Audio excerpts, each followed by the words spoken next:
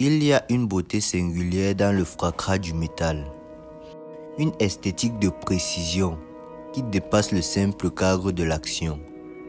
Quand on observe ces colosses de fer se mouvoir, ce n'est pas seulement de la technique que l'on voit.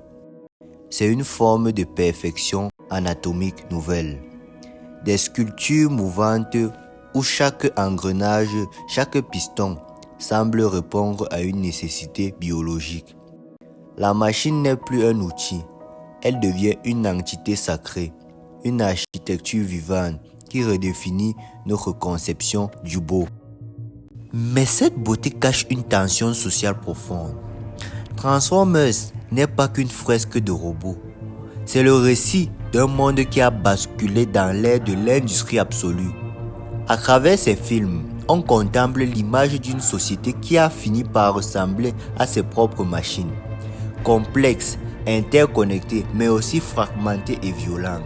Ces entités d'acier sont les reflets de notre structure sociale.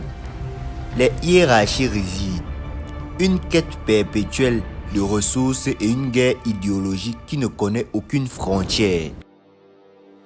De la découverte de l'autre jusqu'à l'assimilation forcée, la saga interroge sur notre rapport à l'étranger et à la technologie que nous intégrons dans nos vies jusqu'à l'intimité.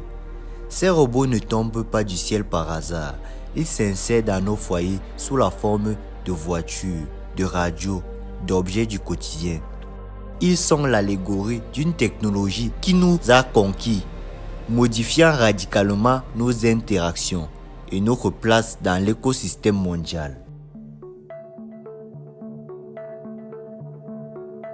Parcourir cette œuvre, du premier souffle à l'évolution finale, c'est accepter de regarder le métal dans les yeux pour y voir notre propre faille. C'est comprendre que derrière la brillance du chrome se joue le portrait d'une humanité en pleine mutation, cherchant sa place au milieu de géants qu'elle a elle-même fini par sacraliser. L'Odyssée du métal est au fond la plus humaine de nos histoires.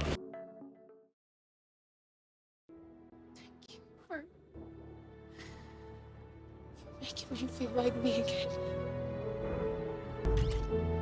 Never forget you.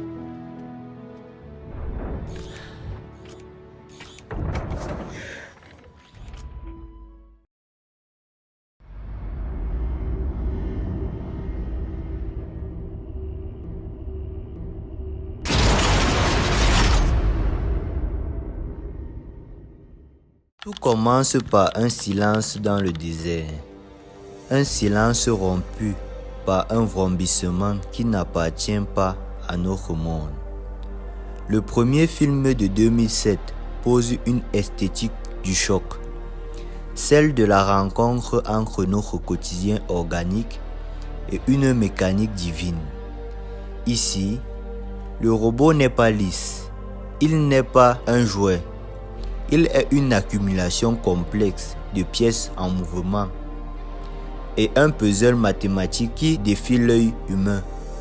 La beauté réside dans cette complexité viscérale.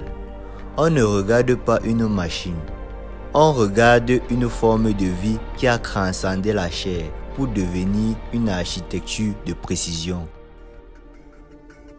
Sociétalement, ce premier opus est le miroir d'une paranoïa technologique postmoderne. L'objet le plus banal, une voiture, un téléphone, un hélicoptère, peut se déplier pour devenir un prédateur. C'est l'image d'une société où l'outil nous échappe en infiltrant nos bases militaires et nos banlieues pavillonnaires. Les Transformers révèlent la fragilité de notre structure sociale. Nous ne sommes plus les maîtres de notre environnement. Nous sommes des spectateurs impuissants face à une technologie qui possède sa propre volonté, sa propre morale et surtout sa propre guerre. C'est entre toi et moi, Megatron. Non, il n'y a plus que moi, Prime. Lorsque le soleil se couchera, l'un de nous sera debout, l'autre ne sera plus.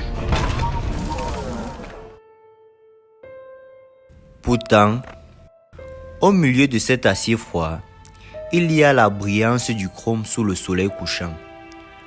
Le film capture cette esthétique américaine de la liberté. Les routes infinies, les voitures de collection, pour mieux les confronter à la destruction. La beauté du premier Transformers, c'est ce contraste permanent. Le sacré qui s'invite dans le profane.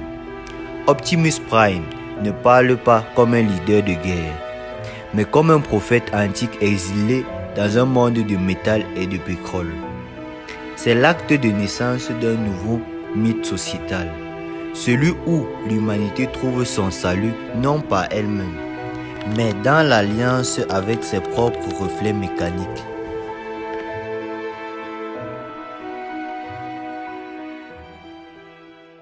No names over the airwaves.